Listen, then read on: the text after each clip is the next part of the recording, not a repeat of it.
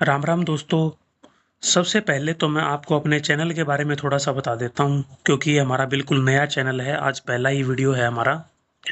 तो इस चैनल पर हम स्टॉक मार्केट और म्यूचुअल फंड से रिलेटेड वीडियोज़ बनाएँगे, जैसे स्टॉक्स का एनालिसिस, जब कंपनियों के रिज़ल्ट आते हैं तो रिज़ल्ट के बारे में बात करेंगे और किसी स्टॉक से स्पेसिफिक कोई न्यूज़ है, तो उस न्यूज़ के बारे में बात किया करेंगे।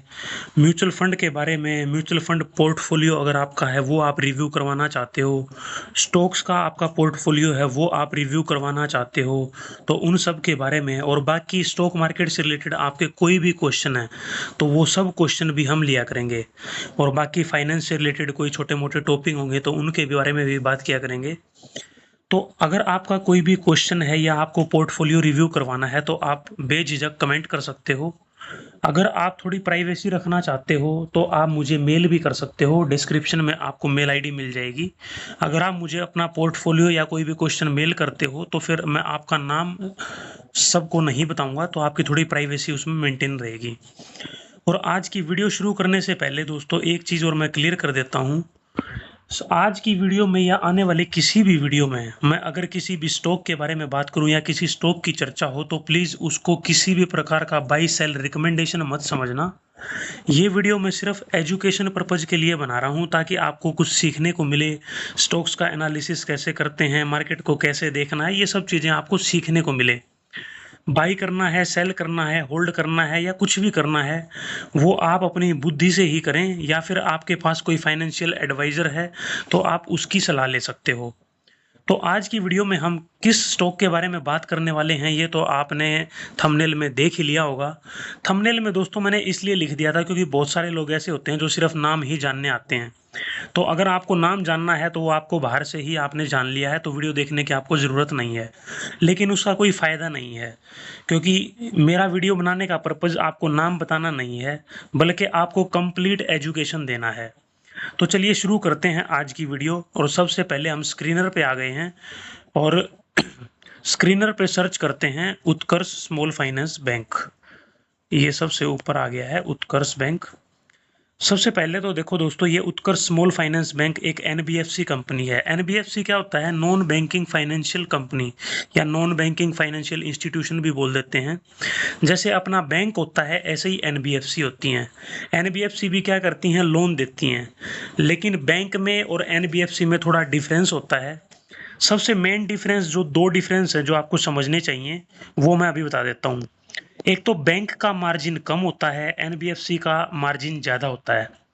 दूसरा नेगेटिव चीज़ ये है कि बैंक का जो बैड लोन होते हैं, यानी एनपीए जिनको बोलते हैं, नॉन परफॉर्मिंग एसेट्स, यानी जो लोग डिफ़ॉल्ट कर देते हैं, लोन लेके वापस भरते नहीं हैं, वो बैंक में आपको कम देखने को मिलता है, एनबीएफसी में आपको ज़्यादा देखने को मिलता है।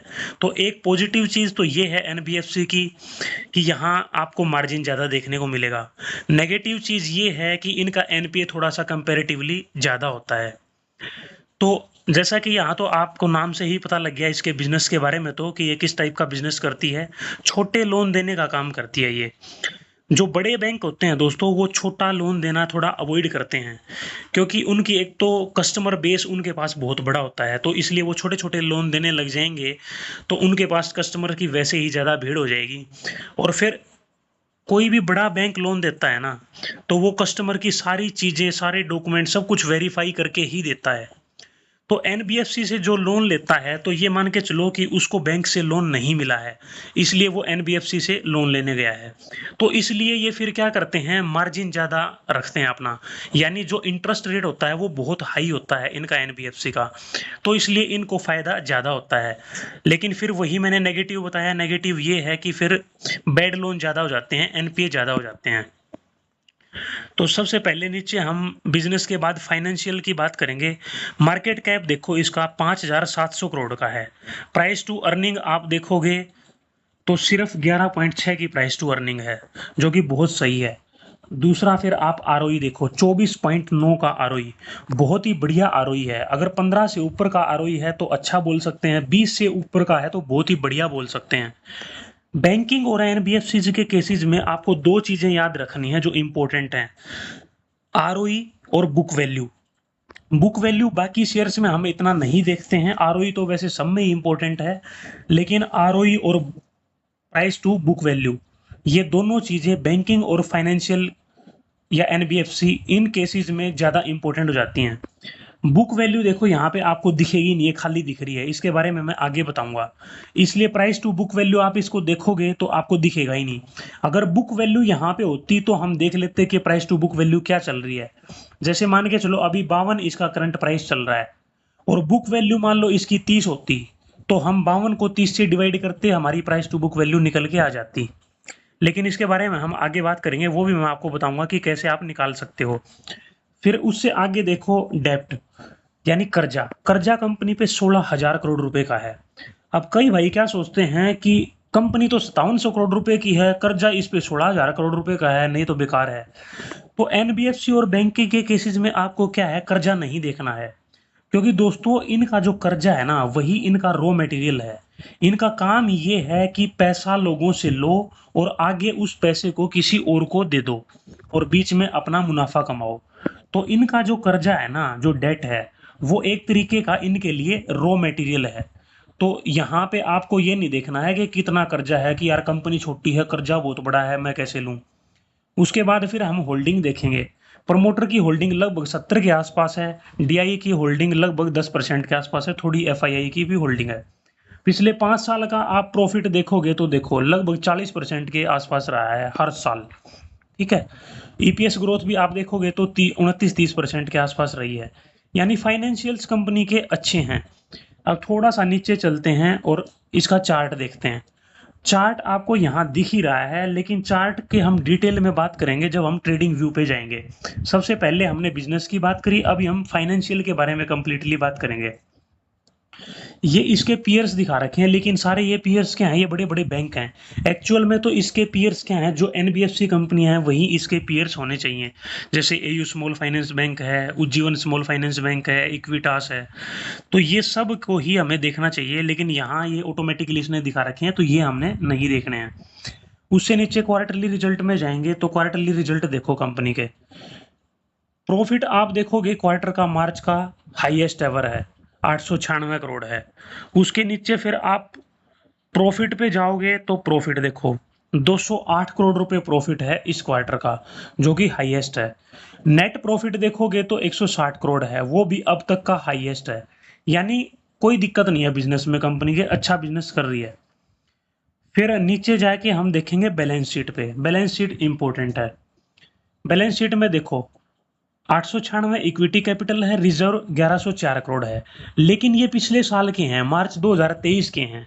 2024 का देखो यहाँ पे खाली है, कुछ दिखाई नहीं रखा, इसीलिए वहां पे बुक वैल्यू नहीं दिखा रखी थी। अगर ये सारा डाटा हमें मार्च 2024 का अवेलेबल होता तो वहां पे प्राइस टू बुक भी हमें दिखाई देती। प्राइस टू बुक कैसे निकालते हैं दोस्तों, इक्विटी कैपिटल प्लस रिजर्व।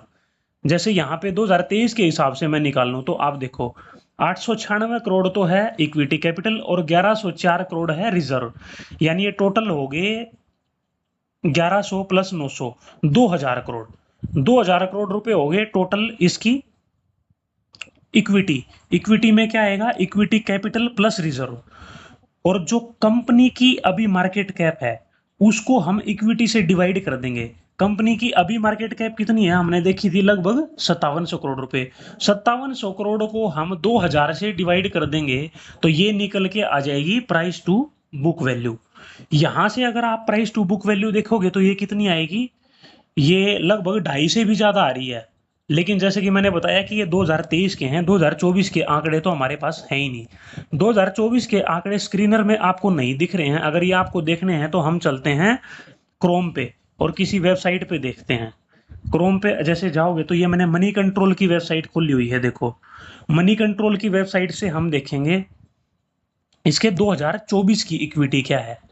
2024 की इक्विटी में यहां देखो आप टोटल शेयर होल्डर फंड दिखा रखा है, ये कितना है 2973 करोड़ रुपए। और 2023 का कितना है 2000 करोड़ रुपए। ठीक है, ये देखो ऊपर आप ये देखो, ये मार्च 2023 है और ये मार्च 2024 है।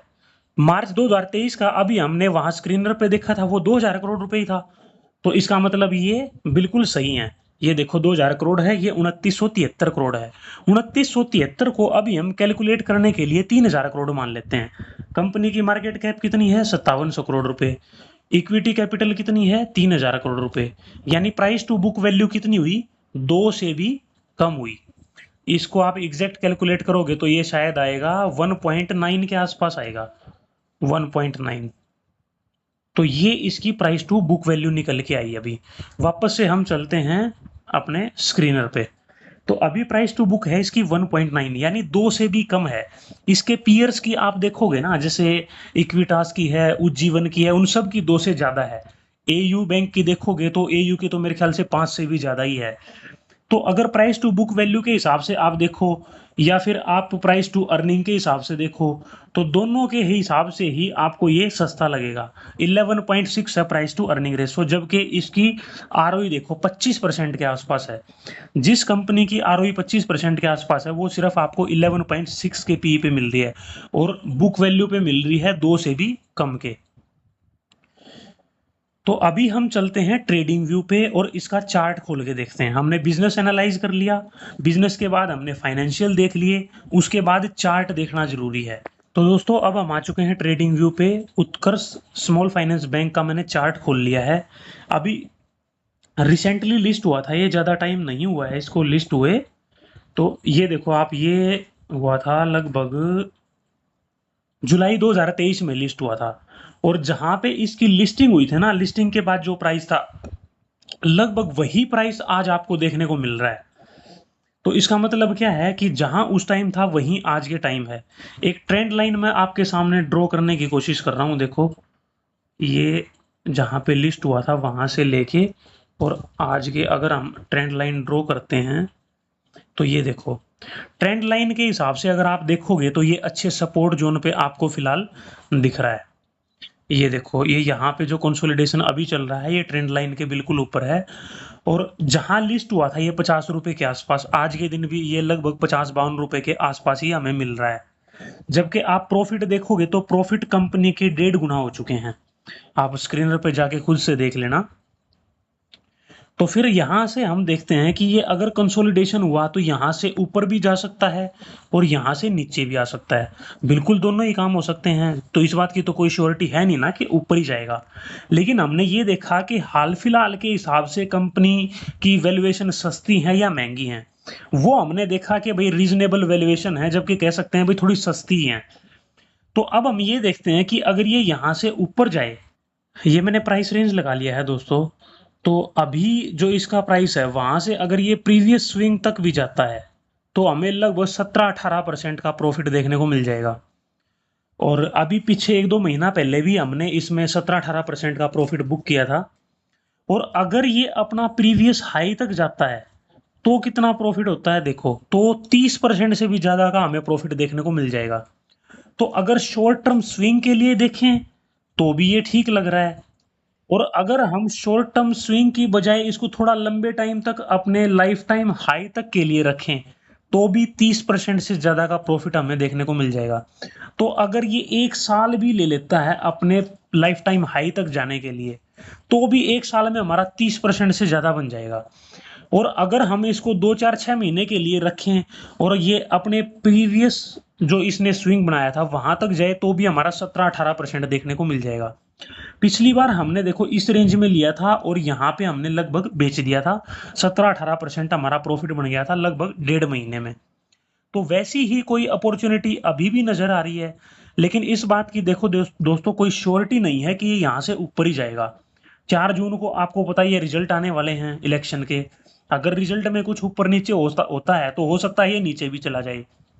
लेकिन कंपनी के अगर आपने बिजनेस समझ लिया, फाइनेंशियल समझ लिए और आपको कंपनी का बिजनेस अच्छा लग रहा है, फाइनेंशियल अच्छे लग रहे हैं और कंपनी हाल फिलहाल के हिसाब से या तो अंडर वैल्यूड है या फेयरली वैल्यूड है और वो कंपनी अगर नीचे जाती है तो ये समझ लेना कि वो आपके पास और अच्छी अपॉर्चुनिटी है एवरेज करने की।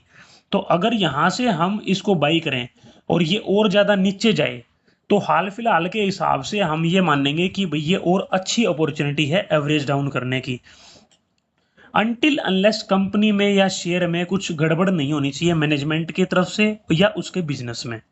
तो अभी तक तो सारी चीज़ें सही लग रही हैं, लेकिन दोस्तों जैसे कि मैंने स्टार्टिंग में बताया था वीडियो के कि जिस भी शेयर के बारे में हम बात करें, जैसे हमने उत्कर्ष स्मॉल फाइनेंस बैंक के बारे में बात करी, तो ये मेरी तरफ से कोई भी बाई या सेल रिकमेंडेशन नहीं है। आप अपना दिमाग लगाएँ या आपके पास फाइनेंशियल एडवाइज़र है तो उससे एडवाइस लें। तो आज की वीडियो में इतना ही दोस्तों, अगर अच्छी लगे, यहाँ तक आपने देख लिया है, तो चैनल को प्लीज़ ज़रूर सब्सक्राइब कर लेना, क्योंकि अपना नया चैनल है, थोड़ा मोटिवेशन मिलेगा। थैंक यू दोस्तों।